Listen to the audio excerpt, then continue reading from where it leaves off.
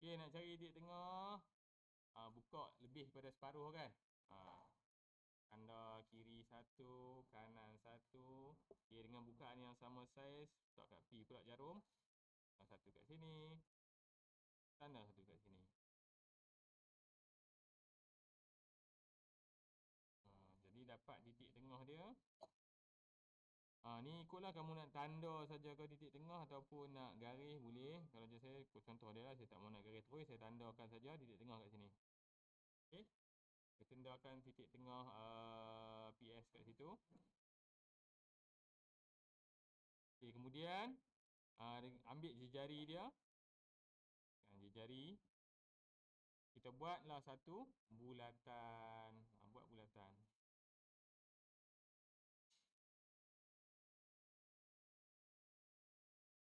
Okay. Buat satu bulatan. Nak dapat kedudukan sisi-sisi dia tu macam mana? Okay, bila dah settle buat bulatan, dengan menggunakan bukaan jari. Jari dia. Jari ni. Kita tandakan di sebelah kiri satu. Tanda di sebelah kanan satu untuk bahagian bawah. Kemudian kita buka pula dekat bahagian atas. Tanda di sebelah kiri dan kanan. Okay. 1, 2, 3, 4. Okay, semua bukaan jari. Bukaan jari. Jari bulatan lah. Jadi kita boleh dapatlah hexagon sekata kita bila kita sambungkan tu 2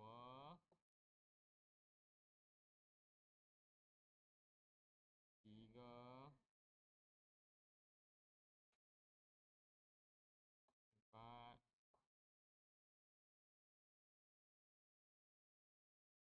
5 6. Settle lah. Okey.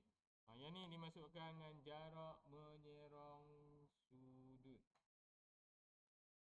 Kalau jarak menyerong rata ni kita kena cari titik tengah dia juga.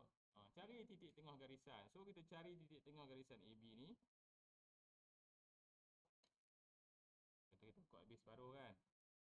Nak satu dekat atas, dekat bawah. Okay, dengan bukaan yang sama saiz. Dekat A pula. Atas satu, bawah satu. Okay. So kali ni kita garis lah. Kita tak tanda saja dia punya apa.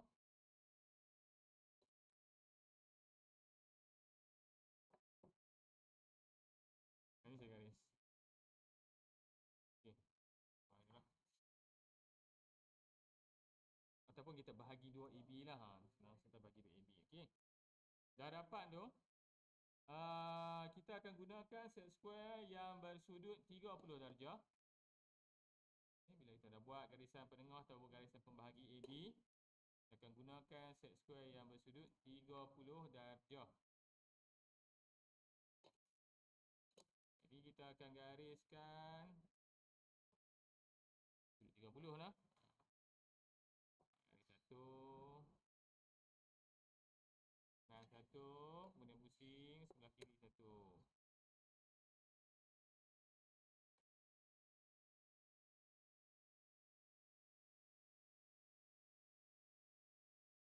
Ini sudut 30 darjah.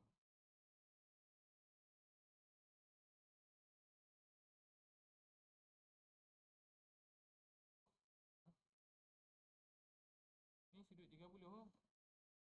30. Sudut 30. Nampak macam mana ni sudut 30 macam tu lah. Pusing. Kan, pusing kiri kanan sudut 30. Pusing lah guna sudut 30 lah. Guna set square je lah. Set square yang buat sudut 30. Bagi dia nampak bersilang macam tu. Okay. Kiri dan kanan lah. Dari titik tengah kita akan buat sudut 30. Dan guna pusing lah. Satu belah kiri, bila dah siap belah kiri, pusing ke sebelah kanan.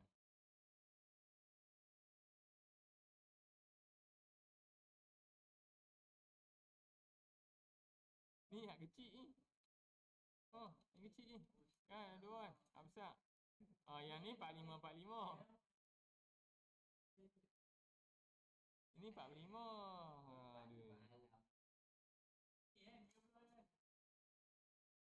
Aduh. Ha. Garis bagi dia bersilang tu. Bersilang 30 tu. Okey, kat tengah-tengah dah. Tengah-tengah. Dekat tengah-tengah sekali. Satu, kemudian pusing belah sini pula. Sudut 30 juga. Okey. Semua sudut 30. Okey, garis dekat bahagian tengah-tengah sekali. Dia akan jadi macam persilangan X macam tu lah lebih kurang. Okey.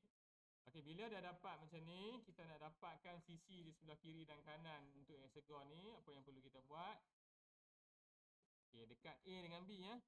Okey, dekat B kita akan garis. Bila letak dekat betul-betul dekat B, kita akan garis straight. Okey, jadi dia akan kena dua-dua garisan tu lah. Dia akan kena garisan 30 bahagian atas dan bawah. Dekat B, dekat A pun kita akan buat benda yang sama juga.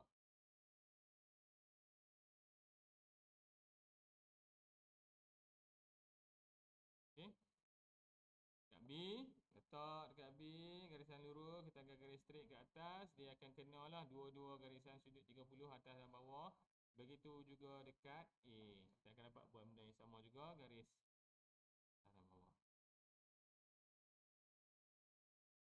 Okey, jadi kita dah dapat dua sisi untuk hexagon ni.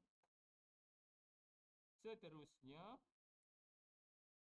kalau aku letak sudut sebelah sini, kita akan dapat buatlah garisan bahagian bawah dia ni. Maksudnya selari garisan 30 juga, cuma kita buat dekat bahagian tepi ni. Garis 30. Okey, sudut 30 benda yang sama kita akan buat dekat yang bahagian atas, bersilang. Satu lagi dekat bahagian atas. Sini pun ada.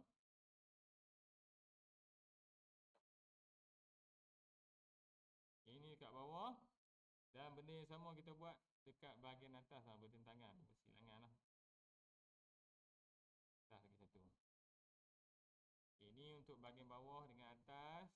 Kemudian benda yang sama juga kita buat, kita pusingkan kamu punya set square tu. Buat bahagian sebelah sini pun, dari sini sudut 30. Garis, akan silang kat situ. Kemudian kita akan buat pada bahagian sebelah bawah.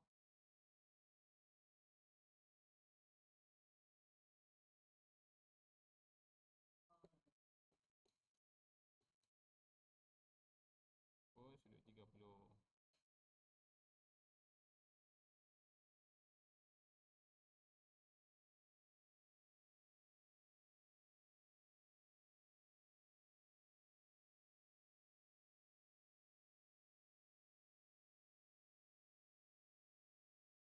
Okay, maka kita dapatlah kita punya hexagon sekata apabila diberi jarak menyerong rata.